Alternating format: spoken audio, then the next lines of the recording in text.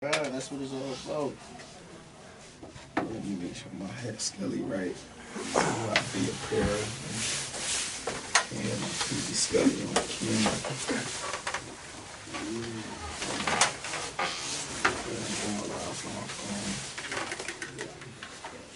So how would we do it? We just start right there with the first question.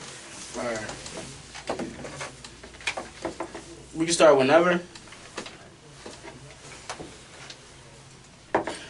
We have a special returning guest. Going back all the way to episode 29. Yeah. Shop Talk. Yeah.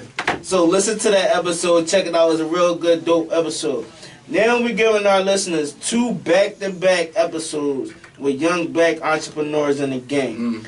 This is encouraging. It's only right for Black History Month. This is encouraging. It's only right. This is motivating to see us stepping up, making a way, giving others confidence that anything is possible. As long as you grind and you put your mind to it, that you can do it. Facts. Us in our skin, black individuals, man. We got Just Real. We got Wanda Barber in the building once again. You know what I mean? We got them coming back. Both of them got some upcoming events.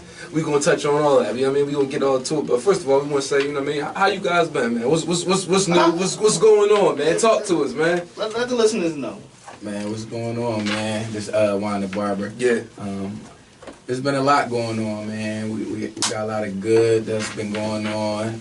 We got a lot of bad, like personal issues that's been like going on. But right now, talking about the good, we got a clothing line.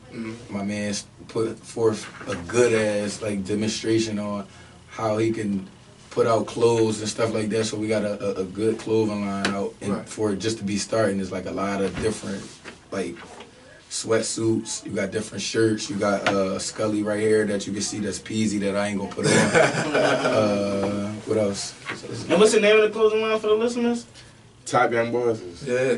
Yeah, that's the name of the barbershop. So that's what we try to brand ourselves and try to move like how we say we do. You feel me? Like Top Young Bosses mean more than what it just look like and say. Right.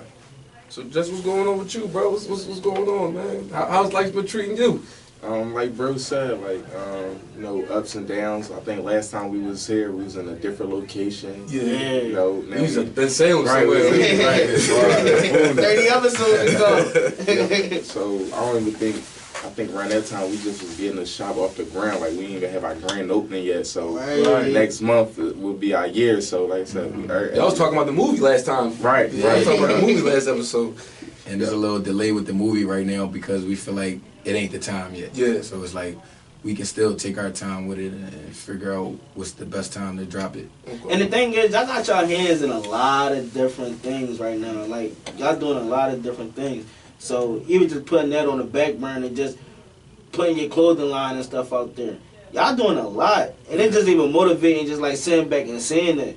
So like keep doing y'all thing. I appreciate it. Definitely don't go unnoticed. Like people pay attention to certain things. Like, you know what I mean? Like it don't matter what type of setbacks y'all be having or whatever negative bullshit you going through. Like the good always gonna outweigh the bad. You know what I'm saying? So that's the mindset you always gotta have whenever situations like that occur.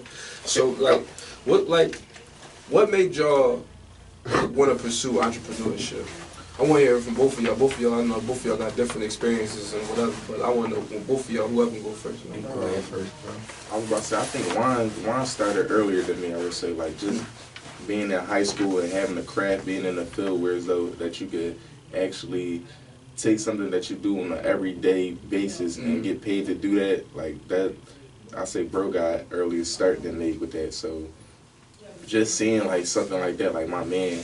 He in high school, 10th grade, learning how to cut and being able to go to college and still get paid and do stuff like that. Like those are tools that any young person coming up would want to be able to make their own money and to carry those tools into adulthood. That just, you know, was always an inspiration to be able to be on your own time. Eventually, when you had kids, had time, you know, take them to school, not miss games and stuff like that. So that always was, you know, my mindset. Like I like being able to have an idea that's in my head and bring it to life, and then, you know, like I said, just keep leveling up. That's why I always wanted to be an entrepreneur, so I could create my own schedule, do for my family, and put people in position to do the same thing that I love. Be your own boss, respectable. What's up with you, man? And me, shit, like he said, it started back then. Like I used to play ball. Like we always, everybody had a sport that they loved doing, and that's what they said they was gonna do. I still think going to the league. Yeah, real. 27. Real rap. But me, it was like it was different. Like, and I was good at sports and all that, and I was good at a lot of stuff that I did. But I wanted to take the time out and really do something that's going to create revenue for the rest of my life. So when I had the basketball and the barbering going on at the same time, it was confusing to me as a kid because it's like, which one do I really do? Like, do I pursue the basketball because I think I had a shot, you feel me? Or do I go ahead and get better at this on my own so I can make my own money, take like basically everything he said. And I just got better over time. And then it was like, just knowing how hard my mom worked and just seeing how she provided and all that with the working job, and it still kind of was hard, like as far as living, like that just changed my whole outlook on like damn, like it gotta be something different. Like it can't be the same thing. Like, and don't get it wrong, my mom not struggling, never struggled to the point where we was like pissy poor. But it ain't where we want. Like we ain't comfortable. You feel me? So now I just want to get comfortable. And I feel like we all got the same chances, opportunities to get comfortable. It's just about how you move and take precautions to it. This for you, Justin. Tell us a little bit about Justin and how JRE/TYB came about. Alright, so like you said, my first name is Justin, so like Just Real, that came from my first business that I started, which was my clothing line, Real Clothing. I started that back in 2012. And Real Clothing, like I said, that stood for reflecting on every aspect of life. So just by, being a businessman and just looking at, like I said, like I use my man Nipsey Hussle for instance. Like I said, yeah, and we're gonna get on that too. We're gonna get on that. Like my man Nip, he took his album or his company and just, like I said, broke it down TMC and went from all money in the label, and then that transpired into the clothes, and then that, like, just like Hov really gave us all the blueprint. Right.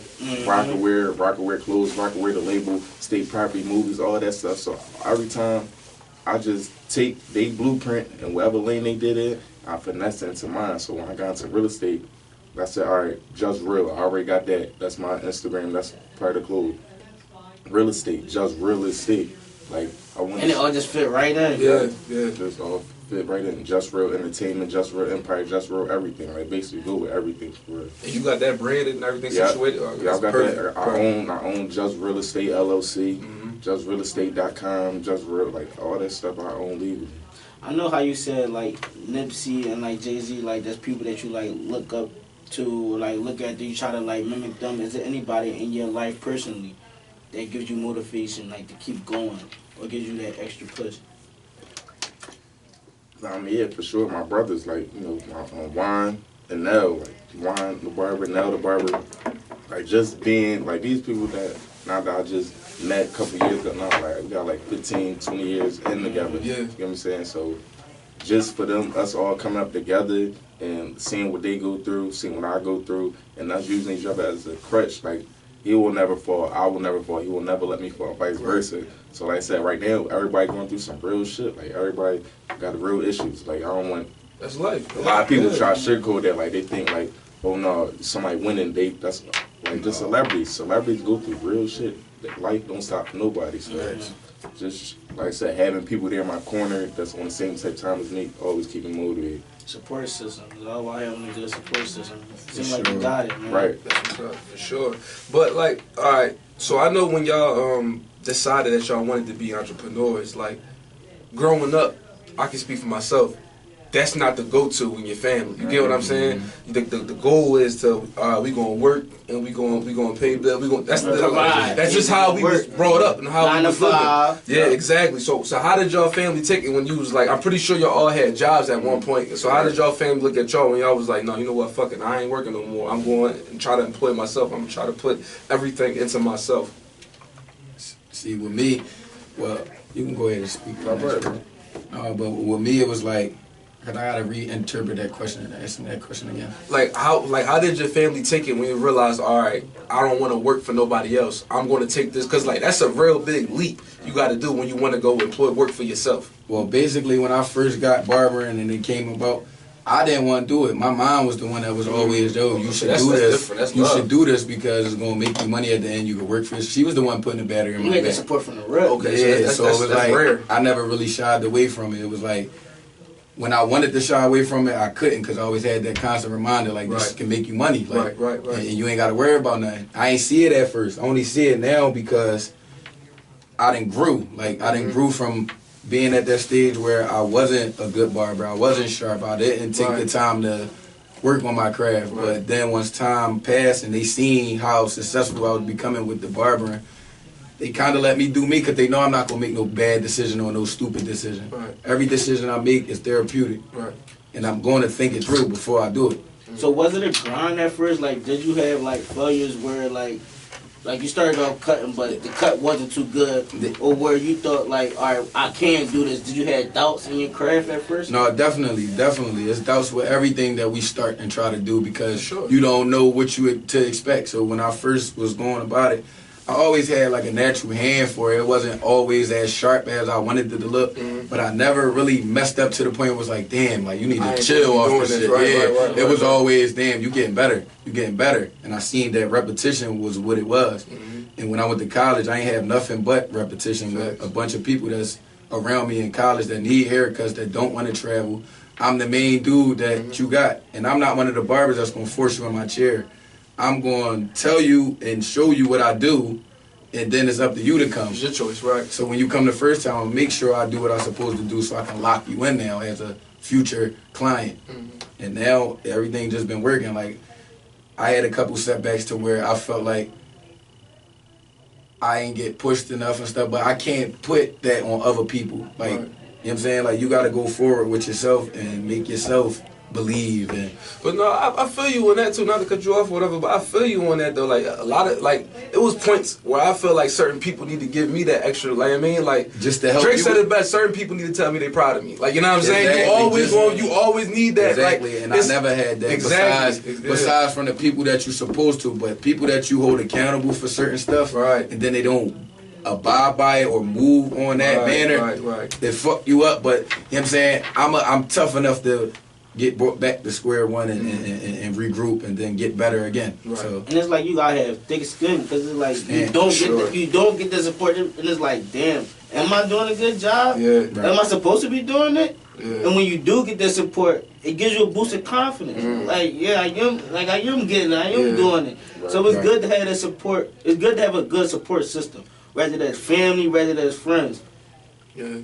That's what, like, what about you? Like, how your family take it when you decided to employ yourself? Like, for me, it was a little bit different. Like, my mom, she was a teacher, principal, like, my whole life for her. So, Oh yeah, shout out to moms. no, right. Shout out to Shout out to everybody. Shout out to all the teachers. Yeah. Like, some people, like, whoever teacher that you had growing up, they play a big part in your life, like, in the afterlife. Like, as far as being adulthood and stuff like that. Like, I remember certain stuff, like, my kindergarten teacher told me I wouldn't be nothing but a garbage man. Like, you know what I'm saying? I remember, like, that's kindergarten. You in like 7 years old at that time. So positive and negative stuff as a teacher. So shout out to all Take the it all, teachers. man. Right, but so, you know, off the rip, my mom, all they know, what the generation before them was our grandparents, and, you know, they hard labor, stuff like that.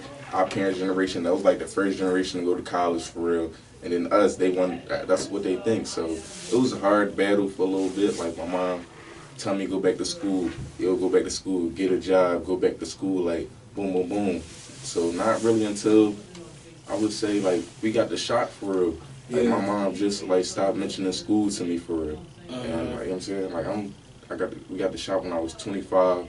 So I've been an entrepreneur since I was 19. Right. 18, I've been going through that 6-year battle with somebody telling me, yo, listen, do this, go this route, right. Go that route. But instead you went the route that you wanted to go. And the heart back on a little bit of what you were saying earlier, like, for example, let's take me for example, right?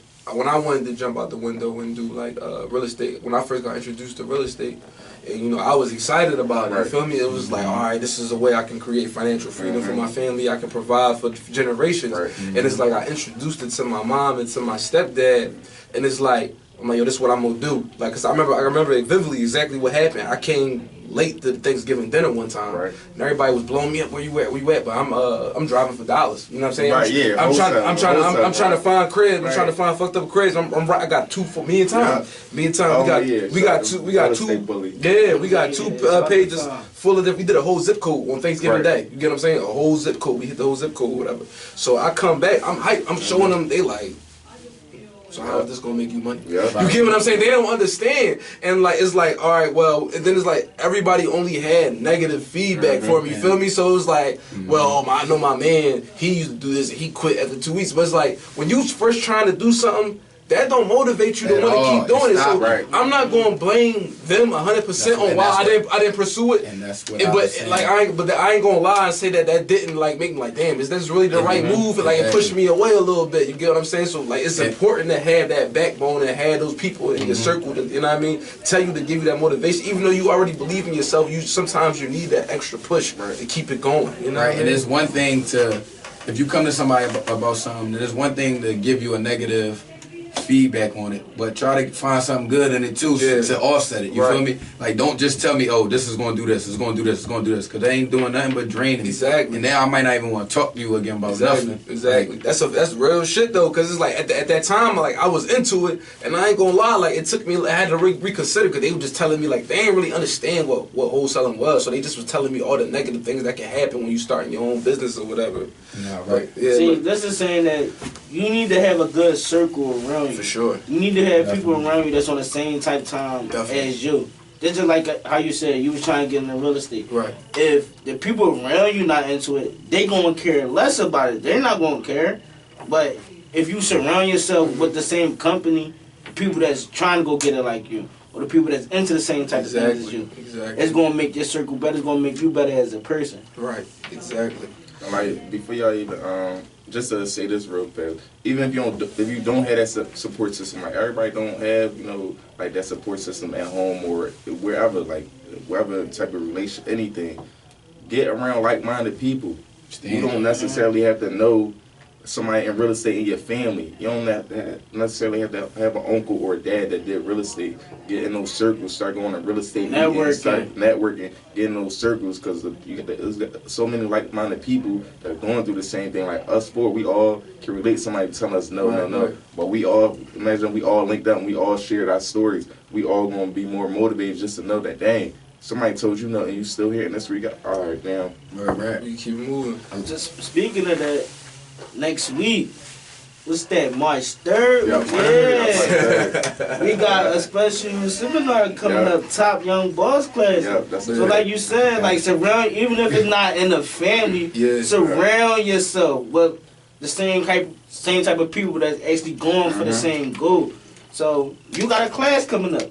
So can you give it out there to the listeners what's expected or about the class? All right, so March 3rd, I'm having my second class. March 3rd, I'm having my second class. The first one was January 27th. And March 10th, Juan is having his first class too. He's having a barber seminar.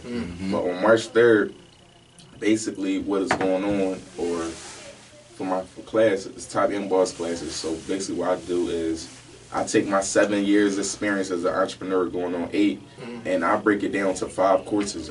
Into the 5 courses I feel like all successful people should have in their life. So goal setting, from goal setting we go into business license, how to obtain your business license, get your LLC. From there we do an intro to credit. After the intro to credit we do a little break. I feed everybody, all the students. Then we come back and then we jump right into real estate, intro to real estate, how to buy your first investment property, how to flip your first house. And then to close it out we do a world travel segment, whereas I basically have one of my mentors that's a world traveler and that's a travel agent. He comes in and lets people know about all the places that they could travel around the world and how to get it at a discount cost, you know, by doing group travel and just going on the strength of my name as well.